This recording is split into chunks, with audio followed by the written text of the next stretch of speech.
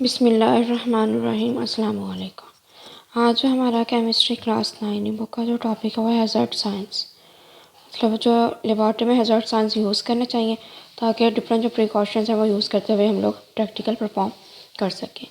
तो जो chemistry laboratory है वो जगह है जहाँ पे रूल्स को लाजमी फॉलो करना चाहिए ताकि किसी भी मुमकिन हादसे से हम लोग बच सकें। तो लेबॉर्ट्री में डिफरेंट मटेरियल्स होते हैं जिसमें हैज़ार्ड्स मटेरियल्स भी होते हैं, सेंसिटिव इक्विपमेंट्स भी होते हैं और भी डिफरेंट सेंसिटिव एरिया होते हैं। तो वहाँ पे जो है प्रॉपर पोस्ट करना चाहिए कि ये मतलब ये क्रूसिव है या ये एक्सप्लोसिव है, ताकि वो उस लिहाज से वो अपनी जो है वो प्रॉपर वे से एक्सपेरिमेंट कर सकें प्रिकॉशंस को यूज़ करते हुए, ताकि लैब जो है वो सेफ़ रहे। डिफरेंट जो बोतल होती हैं वो भी हैज़ार्ड्स केमिकल रखती हैं, तो इसका मतलब ये है कि उसे हमें प्रिकॉशन यूज़ करते हुए हमें वो यूज़ करनी चाहिए और उनको जो है एक्स्ट्रा केयर्स के साथ यूज़ करना चाहिए स्पेसिफिक एरिया में।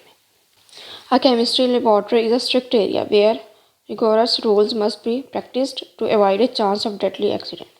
जो केमिस्ट्री लेबॉर्ट्री है उसे वो स्ट्रिक्ट एरिया होना चाहिए जहाँ पे जो रूल्स को लाजमी फॉलो करें और प्रैक्टिकल करवाएं ताकि किसी भी मुमकिन अचानक जो हादसे से बच सके, मुमकिन हादसे से बच सके। A dangerous situation may arise not only for the individuals working but for the whole area। मतलब जो डेंजर सिचुएशन है, जो ख़तरनाक सिचुएशन है वो सिर्फ उसके लिए ही नहीं है जो कि काम कर रहा है, बल्कि सारे एरिया के लिए ख़तरनाक है। In a laboratory there are several hazardous materials, sensitive equipments and specified area for specific task।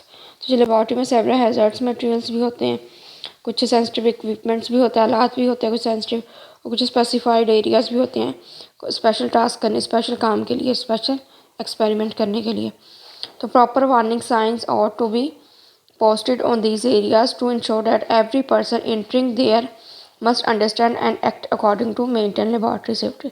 तो यहाँ पे जो प्रॉपर साइन जो है वो मतलब पोस्ट कर देना चाहिए उस एरिया पे, ताकि जो भी पर्सन जो है वो इंटर हो तो वो अंडरस्टैंड करे और लेबॉर्ट्री सेफ्टी के मुताबिक अपना प्रैक्टिकल जो है वो परफॉर्म करे। तो several signs and symbols are posted in different areas of the lab and bottle containing hazardous chemicals। तो several signs हैं और जो symbols हैं कि different areas में लैब के पोस्ट कर देने चाहिए, और जो bottles है जिसमें hazardous chemical है उन पर भी पोस्ट कर देना चाहिए।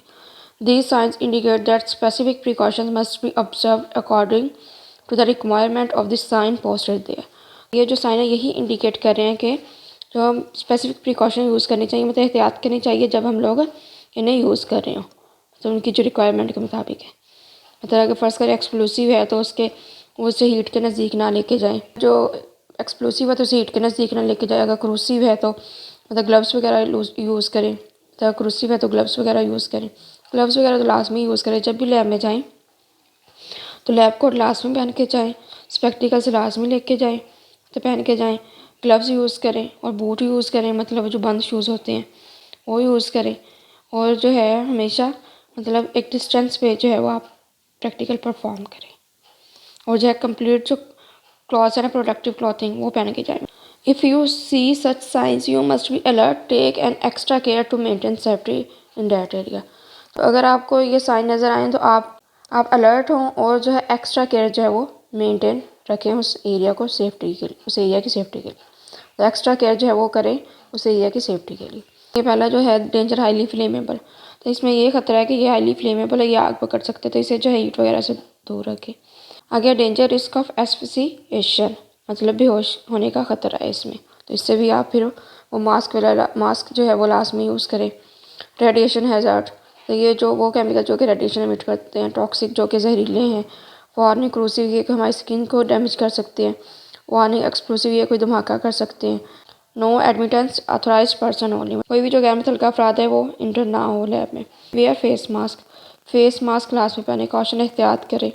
सैनिटाइज हैंड्स हेयर, तो जब अपने हैंड्स को लाजमी सैनिटाइज करें। Lab coat must be worn in this area, तो लैब कोट है लाजमी इस एरिया में पहने। रिएक्टिव, ये जो केमिकल है ये हाईली रिएक्टिव है।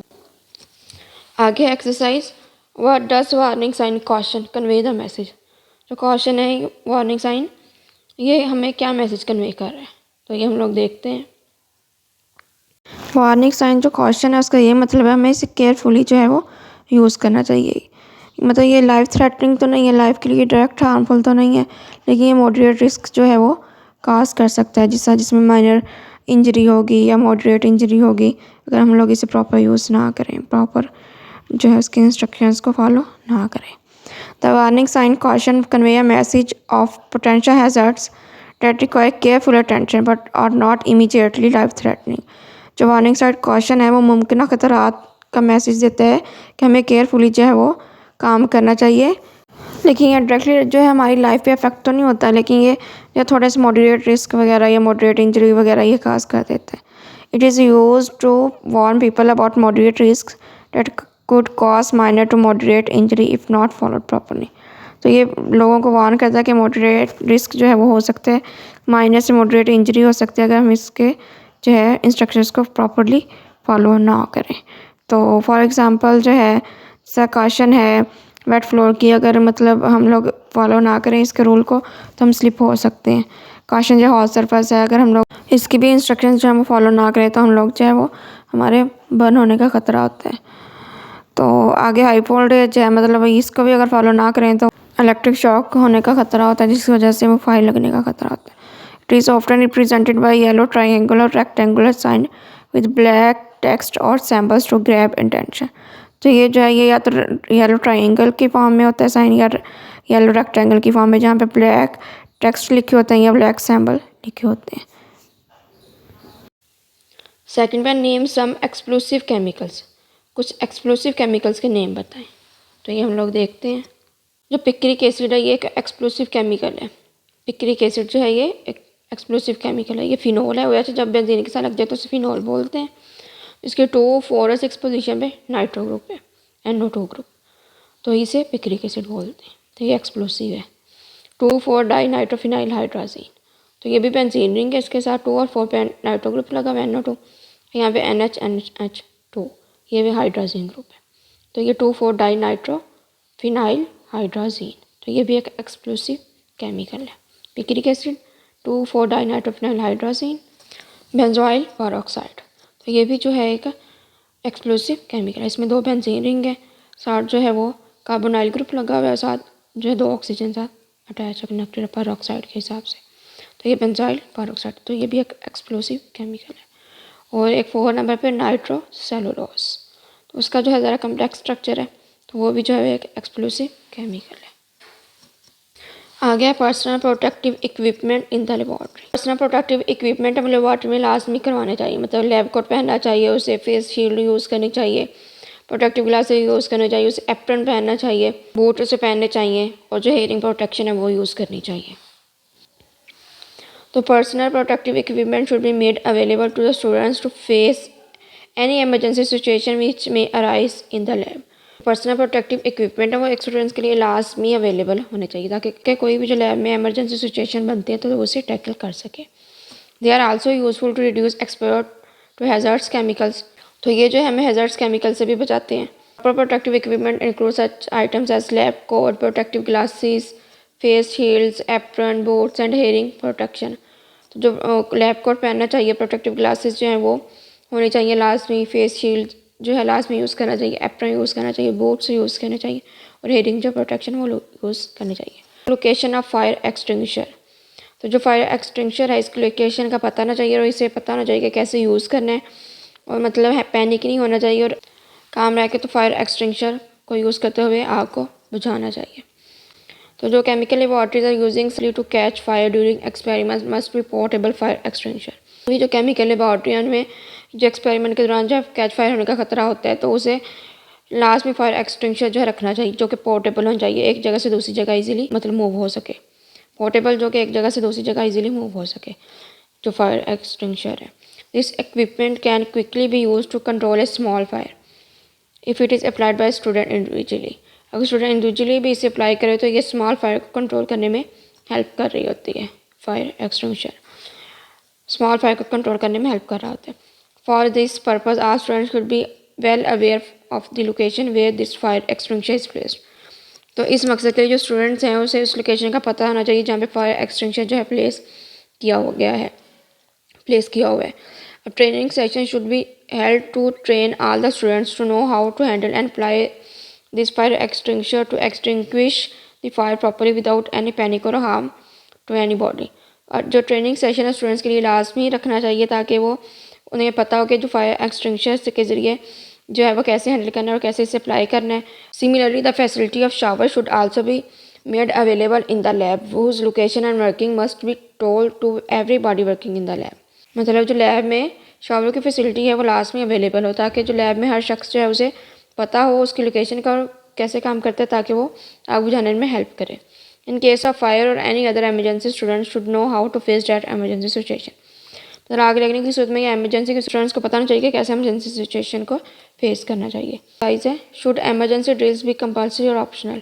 जो एमरजेंसी ड्रिल है जो एमरजेंसी मशकें करवाई जाती हैं वो लाजमी होनी चाहिए या ऑप्शनल होनी चाहिए। तो ये हम लोग देखते हैं। तो जो एमरजेंसी ड्रिल्स हैं मतलब जो एमरजेंसी मशकें हैं वो लाजमी करवानी चाहिए ताकि हम पहले से प्रिपेयर रहें, किसी भी जो है पैनिक सिचुएशन से बच सकें और ज़िंदगियाँ बचा सकें। मतलब हम क्विकली जो है वो रिस्पॉन्स कर सकें और आइडेंटिफाई मतलब सेफ्टी जो है वो अप्लाई करें ताकि जो है वो हम लोग किसी बड़े नुकसान से बच सकें। तो अगर ऑप्शन ड्रिल करेंगे तो वो फिर हम उससे मतलब एमरजेंसी में हम इजीली टैकल नहीं कर सकेंगे, तो वो नुकसान होने का ख़तरा होता है। Emergency drills should be compulsory to ensure preparedness, prevent panic and save lives. जो एमरजेंसी ड्रिल्स हैं मतलब वो मशकें लाजमी करवानी चाहिए, एमरजेंसी जो मशकें होती हैं ताकि हम पहले से प्रिपेयर रहें, पैनिक ना हो और ज़िंदगियाँ बचा सकें। They help people respond quickly, identify safety weakness and comply with regulation. तो ये लोगों को हेल्प करती है कि क्विकली इस पर रिस्पॉन्स करे, पैनिक ना हो, आइडेंटिफाई सेफ्टी वीकनेस को आइडेंटिफाई करें एंड कंप्लाई विद रेगुलेशंस और इन्हें किसी उसूल के मुताबिक जो वो हल करें। Optional drills may lead to negligence and increase risk during real emergency. जो ऑप्शन ड्रिल्स हैं वो गफलत का भी बायस बनती है और जो जब रियल एमरजेंसी होती है तब बहुत ज़्यादा रिस्क होने का भी ख़तरा होता है इनकी वजह से। इस वजह से जो है ये कंपल्सरी होनी चाहिए emergency drills. Emergency situation in the lab. अगर लैब में कोई एमरजेंसी सिचुएशन हो जाए, students should make themselves aware of the actions that need to be taken in the case of emergency in the laboratory और if a person is affected. Students को तमाम सारे action से aware होना चाहिए अगर लेबॉर्ट्री में कोई एमरजेंसी सिचुएशन बन जाती है या कोई अगर पर्सन अफेक्ट होता है। For this purpose periodic drills should be held with compulsory participation. तो जो पीरियोडिक ड्रिल्स है जो मतलब पीरियोडिक मशकें हैं मतलब डेली जो मशकें हैं वो लाजमी करवाएं और उनमें जो पार्टिसिपेशन है स्टूडेंट्स की वो लाजमी होनी चाहिए मतलब ताकि वो उन्हें सारी जो है मशकें करवाएं ताकि वो हमें जो कोई भी एमरजेंसी सिचुएशन बनती है तो उसे टैकल कर सकें। Students should not only been given lectures but involve them practically to handle the emergency situation. Students को जस्ट लेक्चर ही ना दें बल्कि उन्हें प्रैक्टिकली हैंडल करना भी सिखाएं एमरजेंसी सिचुएशन को। During drill fire fighting and other equipments must be checked whether they are in proper working order or not। जब आग बुझाने वाली मशकें कर रहे होते हैं या अदर इक्विपमेंट्स की तो ये लाजमी चेक करें कि वो प्रॉपर वर्क कर रहे हैं या नहीं। तो जो फॉलोइंग पॉइंट्स हैं वो इमरजेंसी सिचुएशन में लाजमी अपने माइंड में होने चाहिए। एक तो काम रहना चाहिए, पैनिक नहीं होना चाहिए। दूसरा जो है वो जितने भी उस एरिया में लोग हैं उसने मतलब अलर्ट करना चाहिए और उन्हें वो जगह खाली करवा लेनी चाहिए। और जो अगर फायर लगेगी तो फायर एक्सटिंग्विशर यूज़ करें ताकि फायर को कम किया जा सके। तो ज़्यादा इमरजेंसी है तो वो पीछे जितने भी आर्टिकल्स हैं क्रूसिव वाले, फ्लेमेबल वाले, रेडिएशन वाले, तो उसमें जितनी प्रिकॉशंस बताई हुई हैं वो यूज़ करें। एक तो लैब कोट लाजमी पहने, उन सब का जो कॉमन है लैब कोट लाजमी पहने, ग्लव्स पहने, स्पेक्टिकल्स यूज़ करें, फ्यूम हुड में हमेशा काम करें, बूट पहने और जो हेयरिंग प्रोटेक्शन वो लाजमी लें और फेस शील्ड यूज़ करें और जो है वो फ्यूम हुड में हमेशा काम करें और जो है वो ड्रग्स उन्हें स्मेल ना करें। Call and assist emergency staff. तो अगर ज़्यादा कोई एमरजेंसी है तो वो उन्हें कॉल कर लें या उन्हें बताएं ताकि किसी भी एमरजेंसी सिचुएशन से बचा जा सके। तो यहाँ तक था हमारा लेक्चर। अगर कोई क्वेश्चन है तो कमेंट सेक्शन में पूछ सकते हैं। अल्लाह ताला आपका हामी व नासिर हो। अल्लाह ताला आपको दुनिया जहाँ की तरक्की दे, दुनिया जहाँ की हर खुशी दे। मिलते हैं नए लेक्चर के साथ, एक नई वीडियो के साथ, एक नए टॉपिक के साथ। तब तक के लिए अल्लाह हाफिज़।